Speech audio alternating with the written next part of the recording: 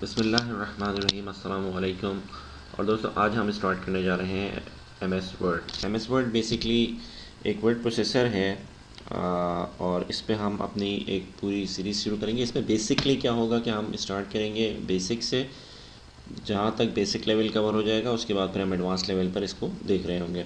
तो बेसिकली हम स्टार्ट करते हैं। आज जो बात करेंगे हम बेसिक इंटरफेस के बारे में, और बिगिनर्स के लिए बहुत इंपॉर्टेंट है कि एम एस वर्ड किस तरह से काम करता है, इसमें क्या क्या चीज़ें होती हैं, इसका लेआउट कैसे होता है, इसका फॉर्मेट कैसा होता है, इसका इंटरफेस कैसा होता है, और इसके अंदर हम क्या क्या कर सकते हैं। तो बेसिकली एम एस वर्ड जो है स्टार्ट हुआ था as a word processor, Microsoft ने स्टार्ट किया था।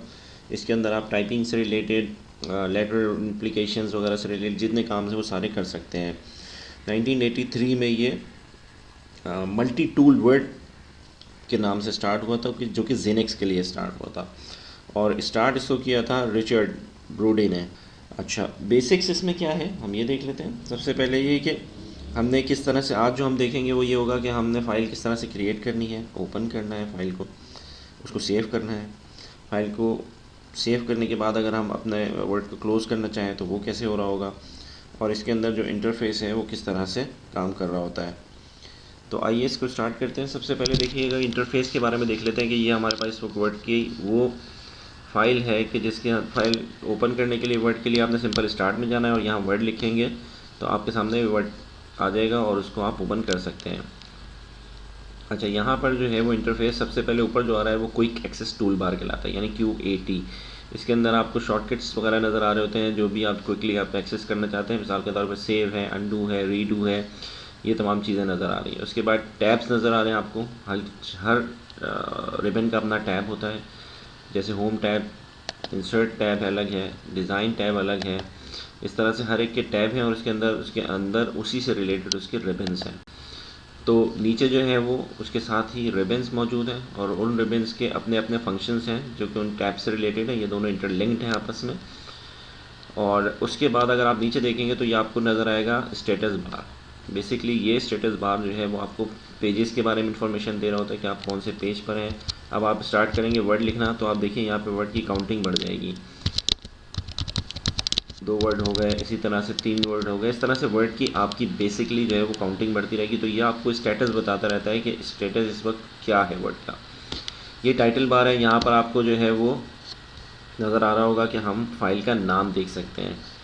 अच्छा, ये रिबन जो है, अगर आप ये साइज़ जैसे आपका नज़र आ रहा है इस वक्त वर्ड पे काम करते हुए, तो आप इसको बड़ा करना चाहें या इसको अपने एरिया को जिसमें आप काम कर रहे हैं, तो आप इस पर सिंपल डबल क्लिक कर देंगे तो ये आपके एरिया जो है वो एक्सपेंड हो जाएगा और आपकी जो रिबन है वो गायब हो जाएगी। इस पर दोबारा डबल क्लिक करेंगे तो ये वापस आ जाएगी। एक तो ये है, दूसरा ये कि आप यहाँ से भी इसको गायब कर सकते हैं, और जब ये यहाँ से गायब हो जाए तो आप दोबारा डबल क्लिक करें तो आपकी रिबन वापस आ जाएगी। तो अपने एरिया को आप अपने हिसाब से सेट करके उसमें काम कर सकते हैं बेसिकली। अच्छा, दूसरा इसमें ये होता है कि हमने यहाँ से इसको जो है वो नज़र आ रहा होगा आपको कि रीड मोड, अगर आप रीड मोड में चले जाते हैं तो होता है क्या है आपको, अब आप इसमें रीड कर सकते हैं, एडिटिंग नहीं कर सकते। तो रीड मोड इसलिए दिया गया होता है।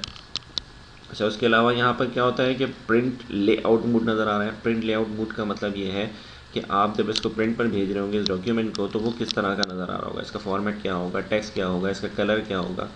तो उसके फॉर्मेट के हिसाब से जितनी भी चीज़ें होंगी, प्रिंट लेआउट मोड आप उसके अंदर देख रहे होते हैं।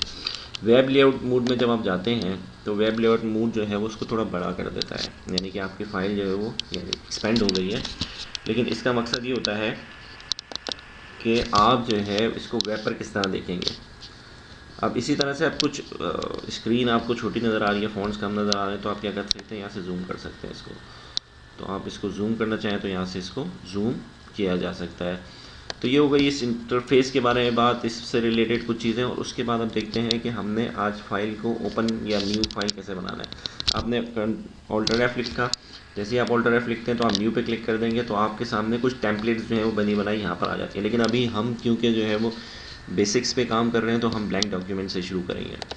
ब्लैंक डॉक्यूमेंट्स पे जैसे ही क्लिक करेंगे तो आपके सामने एक नई फ़ाइल क्रिएट हो जाएगी। इसमें आप अपने फ़ाइल क्रिएट करके कर सकते हैं अपना काम। अच्छा, इसका शॉर्टकट क्या होता है, वर्ड के शॉर्टकट्स भी हम साथ साथ देखते जाएंगे। आप जैसे ही कंट्रोल एन करेंगे तो अब आप देखिएगा डॉक्यूमेंट 5 हो गया।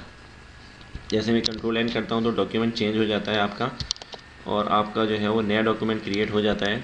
इस तरह से हम इसी तरह से देखिए डॉक्यूमेंट 6, डॉक्यूमेंट 7, ये सारे डॉक्यूमेंट्स आपके क्रिएट होते चले जाते हैं।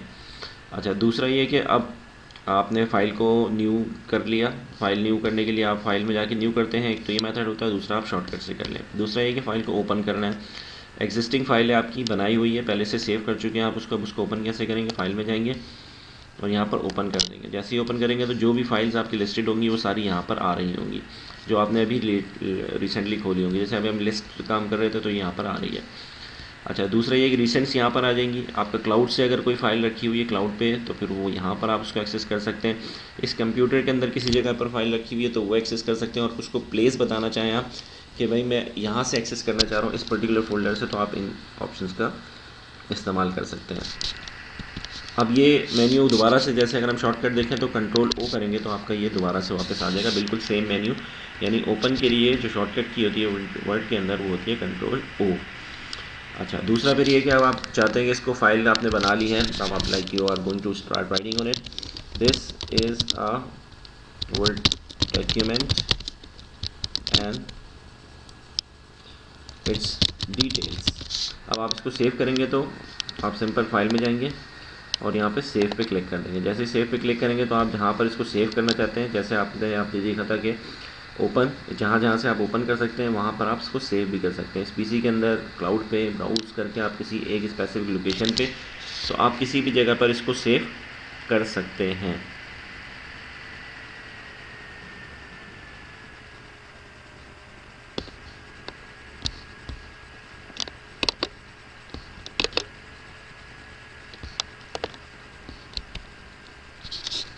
जब इसको जब आपने सेव करना होगा तो आप क्या करेंगे, सिंपल आपने क्या करना है, और फाइल में जाएं और यहाँ पे सेव पे क्लिक कर दें। जैसे ही आप सेव पे क्लिक करेंगे, जहाँ से ओपन हो रहा था वहाँ पर आप इसको सेव भी कर सकते हैं।